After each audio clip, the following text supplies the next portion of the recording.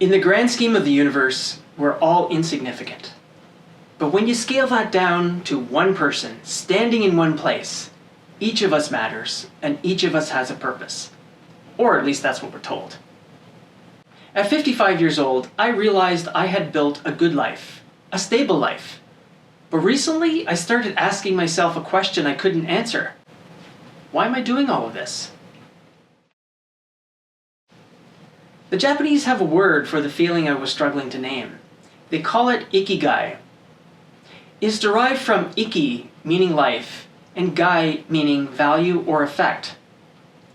Ikigai is often described as your reason for being, not your job title, not your achievements, but the reason you get out of bed in the morning.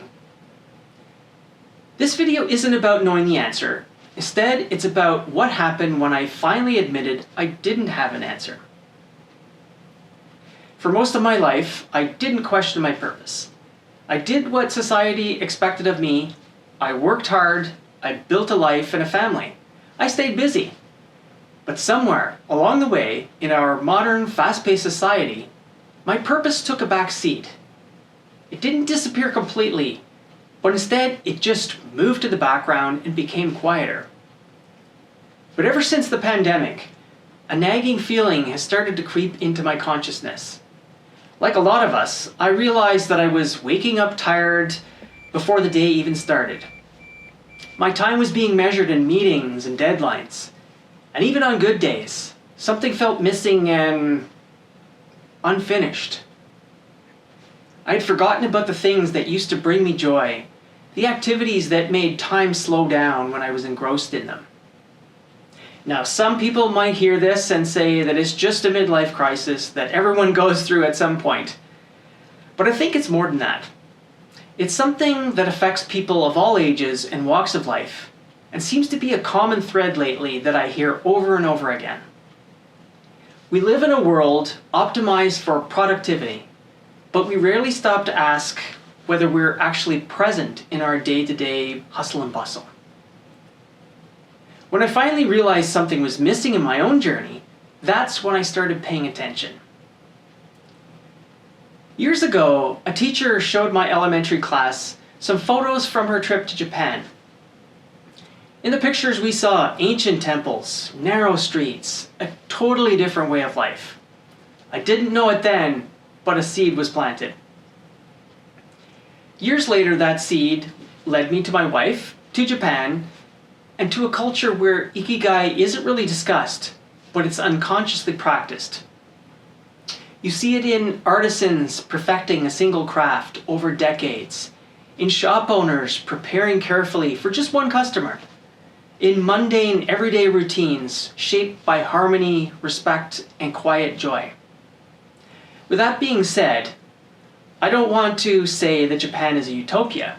Japan, like any other country, has its share of problems, but the unique culture did show me something important.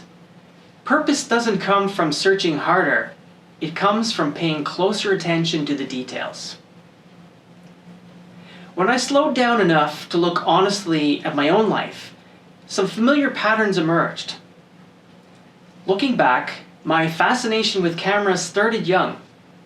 It all started with the discovery of a Kodak Extralight 110 film camera hidden in my grandparents' china cabinet. I didn't know what I was doing, but I knew how it felt holding that camera and the promise it held. I may not have completely understood what was happening, but looking back, I realized that with a camera in my hand, time behaved differently.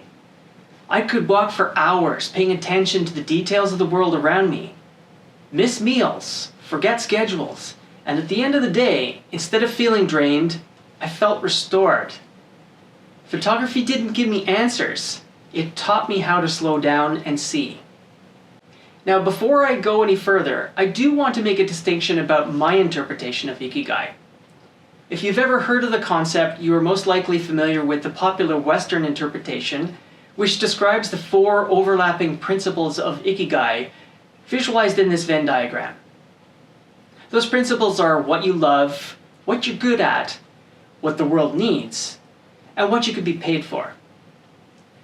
This is not what Ikigai looks like to me, And the reason for this is because of the what you could be paid for principle.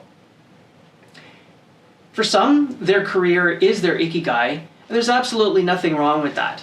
But for me, I interpret Ikigai from a more traditional Japanese philosophical standpoint, which instead focuses on the moments that bring joy to your day. Things that you look forward to and that get you up out of bed in the morning. These could be as simple as enjoying a coffee while you look at your garden, or going for a walk in the forest. Now, photography is clearly a component of my Ikigai. It's usually the last thing I think about before turning out the light at night, and the first thing on my mind when I wake up in the morning. If I could make a career out of it, that would be a bonus. But that is not the reason I choose to pursue it. For now, I pursue it for the joy and clarity it brings me in the moment. This brings me to the reason why I started this YouTube channel. The goal of this channel isn't to teach photography, at least not the primary one. It's more about documenting and sharing a search for what brings joy to life. A search for meaning and fulfillment. I'll share some of my favorite images I've taken over the years, explore some new photographic genres, experiment, fail, and most importantly, learn. Along the way, I'll continue exploring Japanese philosophy and how my Ikigai fits into my daily life. I most likely won't have all the answers, but instead will be guided by a path of enlightened questions. If you're also questioning what gives your life meaning, just remember, you're not behind, you're just starting to pay attention. If this video resonated with you, please consider subscribing, liking, and commenting to join me on a journey that eventually we all embark on. Thank you for being here, and I hope you'll join me on this quest for purpose. Mata ne!